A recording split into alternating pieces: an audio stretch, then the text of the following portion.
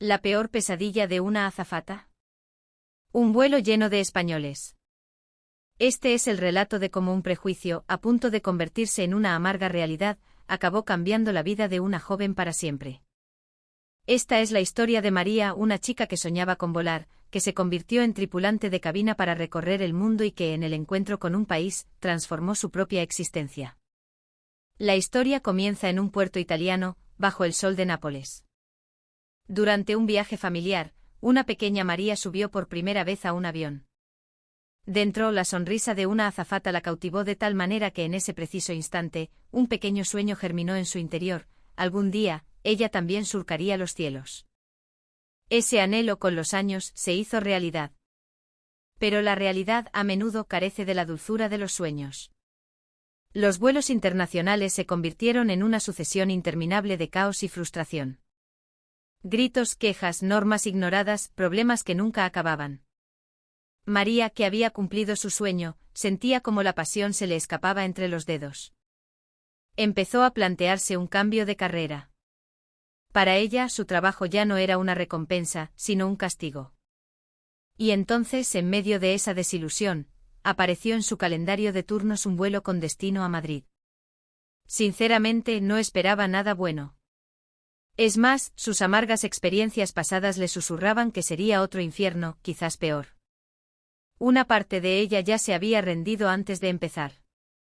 Sin embargo, lo que la esperaba dentro de esa cabina era una escena que jamás habría podido imaginar. Un torbellino de humanidad que desafiaba todos sus esquemas.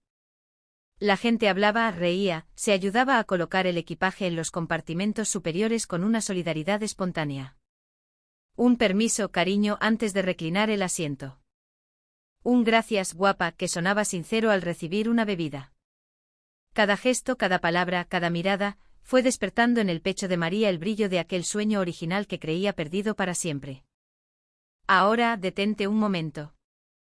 Si fueras ella, si hubieras alcanzado tu sueño solo para sentirte decepcionada y con el corazón roto, y en ese preciso instante, un grupo de personas de una cultura completamente diferente te ofreciera una amabilidad y una gratitud inesperadas, ¿cómo lo asimilarías? Lo que estás a punto de escuchar es la milagrosa historia de cómo una mujer, a través de un vuelo a España, recuperó el orgullo por su trabajo y redescubrió el sentido de su propia vida. Cuando termines de escucharla, es muy probable que una pequeña luz se encienda también en lo más profundo de tu corazón. El aire de la cafetería en la terminal del aeropuerto JFK de Nueva York vibraba, cálido y denso, con el entrechocar de las bandejas y el siseo constante de la máquina de espresso. En una mesa larga arrinconada, un grupo de tripulantes de una aerolínea de 5 estrellas rodeaba la hoja de los próximos turnos.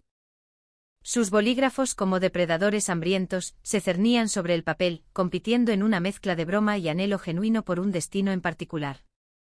«El de Madrid en Nochebuena es mío», exclamó una, trazando un círculo rojo intenso alrededor de MAD.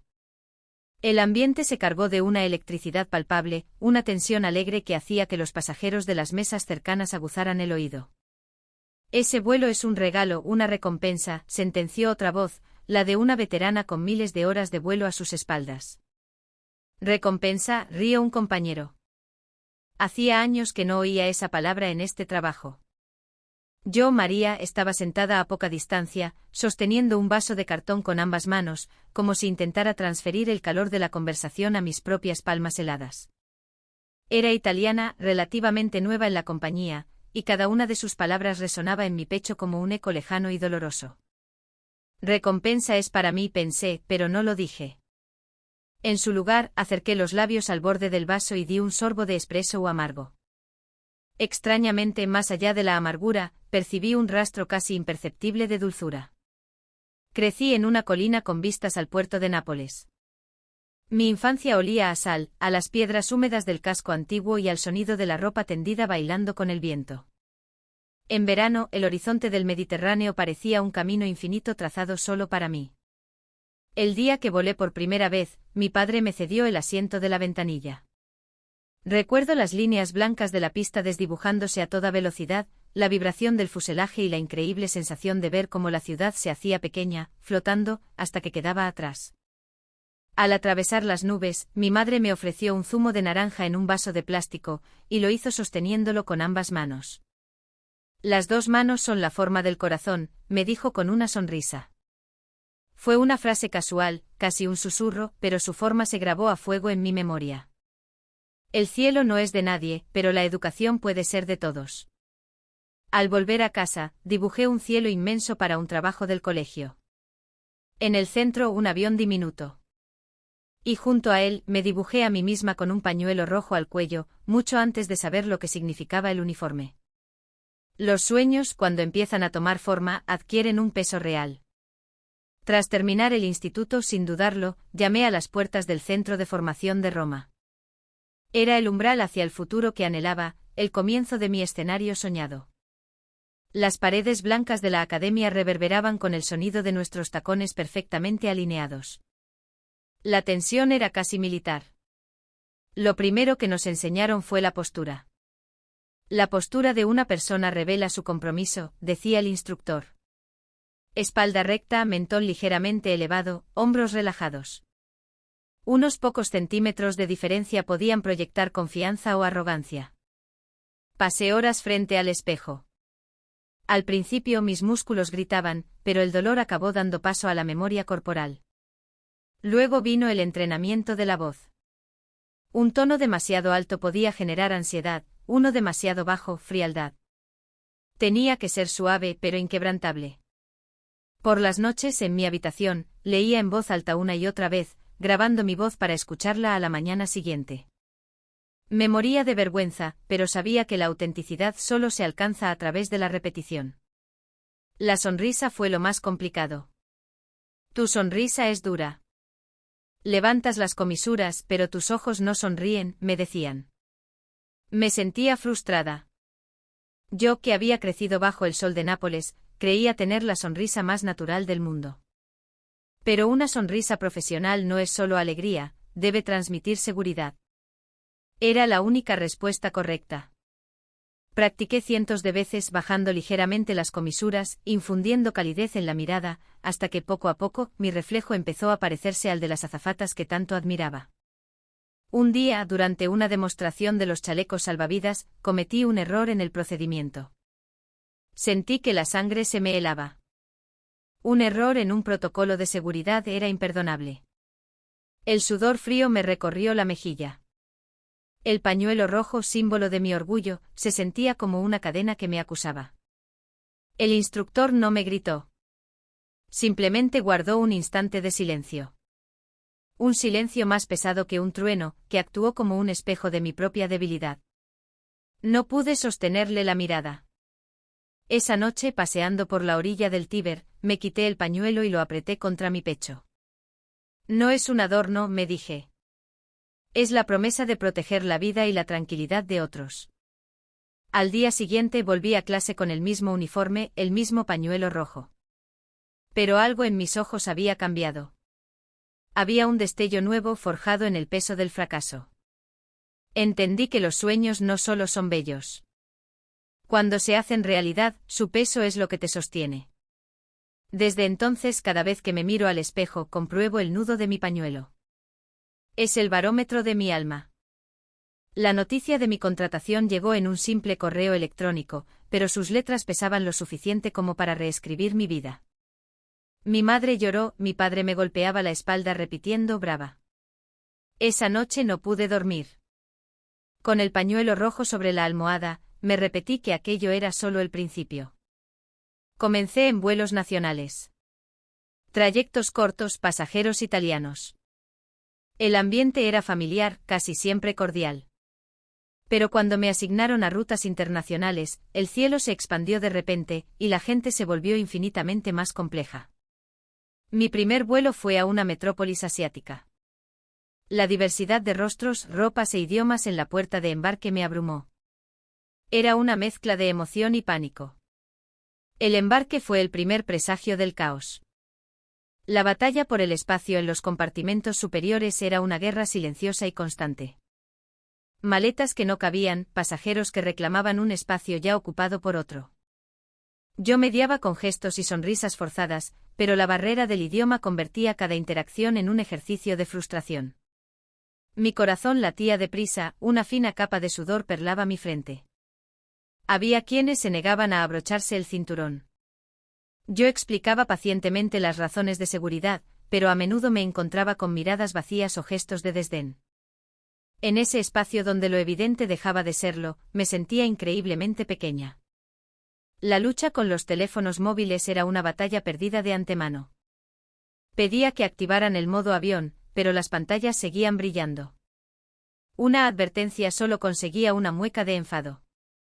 Me había jurado no levantar la voz, pero sentía un grito ahogado en la garganta. Mi sonrisa se convirtió en un escudo, un muro entre mis emociones y el exterior. Lo más aterrador ocurrió justo antes de un despegue. Un pasajero se levantó de repente y se dirigió a la salida de emergencia, extendiendo la mano hacia la palanca. El tiempo se detuvo. Un escalofrío me recorrió la espalda. Intercambié una mirada de pánico con un compañero y corrimos para detenerlo. Fueron apenas unos segundos, pero se sintieron como una eternidad. El peso real de tener cientos de vidas en mis manos me apuñaló el pecho. Y tras el aterrizaje otra realidad me golpeaba. Al entrar a limpiar la cabina, encontraba los bolsillos de los asientos repletos de restos de comida, latas a medio beber, envoltorios por el suelo. El baño era un desastre, el espejo salpicado, el lavabo lleno de papeles. La diferencia con el orden de los vuelos nacionales era abismal. Apreté con fuerza el nudo de mi pañuelo rojo sintiendo que me asfixiaba. El mal humor de una persona puede arruinar el día de otra. Aprendí esa verdad en mi propia piel. La frustración de los pasajeros se clavaba en mí, y mi propio cansancio, sin duda, se reflejaba en mi rostro ensombreciendo el día de alguien más. Era una cadena de negatividad. Por eso nos entrenaban para no perder la sonrisa. Era una armadura. Pero nadie veía el agotamiento y la soledad que se escondían detrás. Una noche en el autobús de vuelta al hotel, vi mi reflejo en la ventanilla. Era la mueca de una sonrisa, pero mis ojos estaban muertos de cansancio. Las luces de la ciudad pasaban veloces, desdibujando aún más esa expresión vacía. ¿Esta sonrisa protege a alguien?, me pregunté. ¿O solo me disfraza a mí misma? El cielo internacional era inmenso, sí, pero su inmensidad no significaba libertad, sino desafío. Mi sueño se había hecho realidad, pero la realidad me sacudía sin piedad. Y aún así, a la mañana siguiente volvía a anudarme el pañuelo y a plantarme frente al espejo. Porque en algún lugar, muy dentro de mí, todavía creía que había un paisaje que solo podía verse tras soportar todo ese peso. Fue entonces en la escala de JFK, cuando escuché la conversación sobre el vuelo recompensa. ¿Cómo era posible? La recompensa es la dulzura que llega al final del esfuerzo. Si el vuelo era el premio, ¿dónde quedaba el sufrimiento? Fue la voz del veterano la que me golpeó. Hay noches en las que el silencio te salva. El silencio de la cabina, del aeropuerto, de la ciudad. En ese instante recordé las manos de mi madre. Las dos manos son la forma del corazón. El silencio, me di cuenta, también tiene una forma parecida. No se ve, pero existe. Apuré el café ya frío. La amargura ya no era tan intensa. Cuando me asignaron el vuelo a Madrid en Nochebuena, sentí un vuelco en el corazón. Había oído los rumores, las leyendas sobre los vuelos a España. Pero las cicatrices de mis experiencias previas me llenaron de ansiedad. Con una mezcla de expectación y pavor, entré en la sala de reuniones. La supervisora, una mujer llamada Inés, era la encarnación de la profesionalidad. Su voz era tranquila, sus movimientos precisos. Recordad las características del vuelo a España, comenzó con calma. Primero, es probable que la cabina no esté en silencio. No lo confundáis con desorden. Segundo y más importante, los pasajeros son muy cercanos. No os sorprendáis si os tratan con una familiaridad inusual. Sus palabras me desconcertaron. ¿Familiaridad? En mi experiencia, eso solía ser el preludio de exigencias y falta de respeto. La cercanía no es mala educación, continuó Inés, como si leyera mi mente. Pero requiere una clase diferente de atención. No observéis solo las reglas, observad a las personas. Un vuelo ruidoso exige más empatía. El ruido a veces es solo alegría. Saqué mi cuaderno y tracé una línea. En un extremo un punto rojo. Al lado escribí, el ruido es alegría. Era un mantra, un juramento. Al final de la reunión, Inés añadió algo más, el vuelo de hoy no será solo una tarea, será una lección. Los vuelos a España tienen ese poder. Mientras caminábamos hacia la puerta de embarque, me ajusté el nudo del pañuelo rojo, un poco más apretado de lo normal. El silencio no es el enemigo. El ruido es alegría. El pañuelo es una promesa. Con esas palabras grabadas en mi mente, me dispuse a abrir la puerta de mi primer vuelo a España. El embarque comenzó y al principio fue exactamente como temía, un estruendo. Risas, voces altas, saludos efusivos entre desconocidos que sonaban como amigos de toda la vida. Un caos vibrante. Pero entonces empecé a notar los detalles. La gente no se empujaba. Al contrario, un joven le subió la maleta a una señora mayor sin que ella se lo pidiera. Una madre le decía a su hijo, deja pasar a la chica, que está trabajando. Un hombre, antes de colocar su equipaje, se giró hacia el de detrás y le preguntó, ¿te cabe bien la tuya o te hago un hueco? No era caos, era una especie de desorden colaborativo. Me posicioné en la puerta para recibir las tarjetas de embarque. En lugar de tendérmela sin mirarme, la gente me miraba a los ojos. Hola, buenos días, decían con una sonrisa. Yo les devolvía el saludo, sorprendida. Inés, desde el otro lado, me sonrió y asintió levemente. El nudo de mi pecho comenzó a aflojarse. Mientras el avión rodaba hacia la pista, observé la cabina. No había periódicos arrugados ni botellas vacías. Las mesas estaban limpias, los abrigos cuidadosamente doblados. Un joven que salía del baño se detuvo un segundo y se giró para cerrar la puerta con suavidad. No lo hizo por nadie en concreto, sino por un respeto implícito hacia el espacio común. Sentí una gratitud extraña y silenciosa. Entonces la voz del comandante sonó por los altavoces. Era un tono grave, cálido y con un inconfundible acento español. Señoras y señores, les habla el comandante Morales. Sé que tienen tantas ganas de llegar a Madrid como yo de comerme el jamón de mi madre, así que si son tan amables de abrocharse los cinturones, pondremos rumbo a casa lo antes posible. Una carcajada general recorrió la cabina, seguida de un aplauso espontáneo. Quedé paralizada. Siempre había considerado el aplauso en los aviones como algo vulgar, una costumbre de mal gusto. Pero esto era diferente. Era una explosión de alegría compartida, una conexión instantánea entre el piloto y sus pasajeros. El comandante hizo una breve pausa antes de continuar. Un segundo de silencio. Recordé el silencio acusador de mi instructor en Roma, un silencio que me había hecho sentir pequeña. Pero la pausa del comandante Morales era distinta. No era un vacío, era un espacio. Un espacio para que la risa se asentara, para que la ansiedad se disipara. El silencio, me di cuenta, podía tener texturas diferentes. Podía ser un arma o un bálsamo. Comencé la demostración de seguridad. Sostuve el chaleco salvavidas con ambas manos, moviéndome con una lentitud deliberada, como si mis gestos quisieran llenar aquella pausa que el piloto nos había regalado. Y vi cómo las miradas de los pasajeros se suavizaban. Una niña imitaba mis movimientos con sus manitas. Una mujer mayor asentía con aprobación. El silencio que fluía en ese espacio me estaba tranquilizando a mí misma.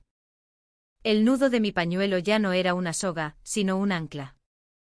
Cuando alcanzamos la altitud de crucero, comenzó el servicio.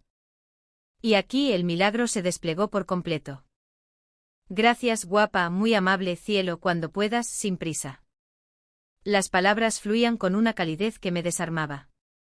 Una mujer derramó unas gotas de agua y antes de que pudiera reaccionar, sacó su propio pañuelo para secarlo.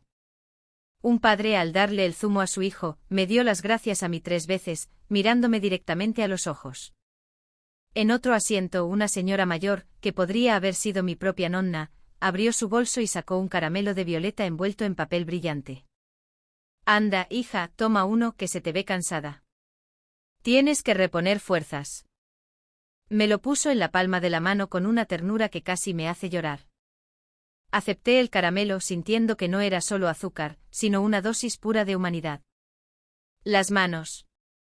Todos recibían las bebidas con las dos manos. O al menos con un gesto que implicaba esa intención, esa forma del corazón de la que hablaba mi madre. El corazón se manifestaba de persona en persona. Y cada vez que pasaba junto al baño, el espejo brillaba impoluto. Me di cuenta de que no había tenido que coger el paño de limpieza ni una sola vez. No sabía que la ausencia de una tarea pudiera hacerte sentir tan ligera. Al iniciar el descenso hacia Madrid, una quietud especial se apoderó de la cabina. La señal de los cinturones se iluminó. Pero en lugar de suspiros de impaciencia, se hizo un silencio casi reverencial. Hasta los niños parecían contener la respiración, con los ojos fijos en las nubes que se deshacían tras la ventanilla. El avión se inclinaba, las luces de la ciudad aparecían como un tapiz de diamantes. La tensión era palpable, pero no era miedo, era expectación. Las ruedas tocaron el asfalto. Un impacto seco, una vibración que recorrió todo el fuselaje. Y entonces estalló. No fue un aplauso educado. Fue una ovación. Un estallido de júbilo, de alivio, de gratitud por la vida. La gente vitoreaba, algunos reían a carcajadas. Era el sonido de cientos de personas celebrando el simple hecho de estar en casa, de estar a salvo. Apoyada contra la pared, sentí las lágrimas corriendo por mis mejillas. No eran de cansancio ni de frustración. Eran lágrimas de una emoción pura, abrumadora, que creía haber perdido para siempre. No aplaudían al piloto. Aplaudían a la vida. Y en ese aplauso sentí que también me aplaudían a mí. Cuando se abrieron las puertas, el aire fresco y seco de Madrid entró en la cabina. Los pasajeros, al desembarcar, se detenían un segundo frente a mí. Gracias por todo, Maja. Feliz Navidad, cielo. Ole ese vuelo bueno. Cada palabra era un bálsamo. El último pasajero en salir fue la anciana del caramelo. Me apretó la mano y me dijo, que Dios te bendiga, hija. Me quedé sola en la cabina vacía. No había ni un solo papel fuera de su sitio. El aire estaba limpio, transparente. Respiré hondo, llenando mis pulmones de algo más que oxígeno. Era gratitud, respeto, silencio. Y en ese momento, la frase del veterano en JFK volvió a mi mente: hay noches en las que el silencio te salva. Comprendí que tenía razón. Ya fuera de noche o de día, en ese vuelo a España, había encontrado mi salvación. Esa noche, desde la ventana de mi hotel, contemplé las luces de Madrid. Una ciudad que bullía de vida, pero que a la vez transmitía una extraña paz. Bajé a la recepción, compré un pequeño cuaderno y volví a mi habitación. En la primera página, escribí las palabras de mi madre y las de Inés. Y debajo añadí una nueva frase: el silencio no es la ausencia de ruido. Es la presencia de respeto. En el vuelo de regreso, miré el mar de nubes bajo el ala plateada del avión. El paisaje era el mismo de siempre, pero mis ojos lo veían de una forma completamente nueva. Antes, en cada acción, buscaba la respuesta correcta, el ángulo de la sonrisa, el tono de la voz. Creía que desviarme de esa perfección era fracasar. Ahora entendía que la respuesta correcta no está en el gesto, sino en la intención que lo anima. La calidez sincera, aunque torpe, es infinitamente más valiosa que la perfección vacía. Antes de aterrizar, me anudé de nuevo el pañuelo rojo. El nudo se sentía más suave, ya no oprimía, sino que sostenía. No era solo una prenda, era un pacto. Al mirar mi reflejo en la ventanilla, ya no vi a la novata asustada. Vi los ojos de una tripulante de cabina que había encontrado su centro. La recompensa no estaba en un destino exótico. La recompensa estaba dentro de mí. Se manifestaba cada vez que la sonrisa de un pasajero encontraba una respuesta sincera en mi corazón. Semanas después, en la misma cafetería de JFK, la escena se repetía. Los tripulantes rodeaban la hoja de turnos, disputándose los destinos con sus bolígrafos. ¿Tú qué vuelo prefieres?, me preguntó una compañera. El de España, respondí sin dudar. ¿Por qué?, inquirió. Estuve a punto de decir por el silencio, pero imitando la pausa del comandante Morales, rectifiqué, porque en medio de su ruido, puedo escuchar el verdadero sentido de mi trabajo. Uno de ellos asintió y dibujó una segunda estrella sobre la que ya marcaba el vuelo a Madrid. Cuando vi la estrella doble brillar en el papel, pensé, la recompensa es para mí. Pero ya no significaba lo mismo. No era un tesoro para guardarlo, sino para compartirlo. La recompensa, descubrí, se multiplica cuando se reparte. Mi trabajo no se volvió perfecto. Un día, en un vuelo a Oriente Medio, un pasajero sufrió una crisis de ansiedad. Mientras lo atendía, el caos se desató en la parte trasera de la cabina. La impaciencia crecía, las voces se alzaban. Sentí el viejo pánico atenazarme. Entonces apareció Inés. Me tendió una servilleta de papel con un círculo dibujado y un punto en el centro. «Es tu respiración», me susurró. «Mira el punto. Pon tu aire ahí antes de hablar». La miré confundida, pero obedecí. Inspiré profundamente como si depositara todo el aire en ese pequeño punto. Y la tensión se disolvió. Me dirigí a los pasajeros y mi voz salió calmada, segura. El ambiente se relajó. El servicio se reanudó. Inés sonrió. «La pausa es un regalo», me dijo. Guardé la servilleta en mi cuaderno. De vuelta en Nápoles durante mis vacaciones, entré en un café del puerto con mi madre. El camarero me sirvió el espresso con una mano, de forma apresurada. Yo lo recibí con las dos. Al devolvérselo, también con ambas manos, le dije, «Gracias». El chico se quedó perplejo un instante y luego su rostro se iluminó con una sonrisa tan genuina y cálida que me llegó al alma. Mi madre, a mi lado, me miró con un orgullo silencioso que lo decía todo. El círculo se había cerrado. De nuevo en la cafetería de JFK, el ritual de los turnos. Escuché a una novata susurrar, «Ojalá pudiera ir a España algún día». Sus ojos brillaban con una mezcla de miedo y anhelo que reconocí al instante. Me levanté, me acerqué a la mesa y vi que quedaba una única estrella sin asignar junto al vuelo de Madrid. La señalé. «¿Por qué no lo coges tú?», le dije. Sus ojos se abrieron como platos. Cogió el bolígrafo con mano temblorosa y escribió su nombre. Y en ese momento, la estrella de papel pareció brillar con más intensidad. Y lo entendí todo. La recompensa no es mía. La recompensa es nuestra. Se regala. Las manos de mi madre, el punto de Inés en la servilleta, la pausa del comandante, el silencio respetuoso de los pasajeros japoneses en aquel otro vuelo que una vez tomé, el aplauso de los españoles. Todo estaba conectado. Toqué el nudo de mi pañuelo rojo. Debajo llevaba escondido un diminuto amuleto que compré en un templo de Tokio, invisible para todos, pero que me recordaba constantemente que las cosas que nos sostienen rara vez se ven. Sonreí. Hay noches en las que el silencio te salva, sí. Pero no solo de noche. De día por la mañana, en el fondo del corazón de cada persona, siempre se esconde una luz de silencio.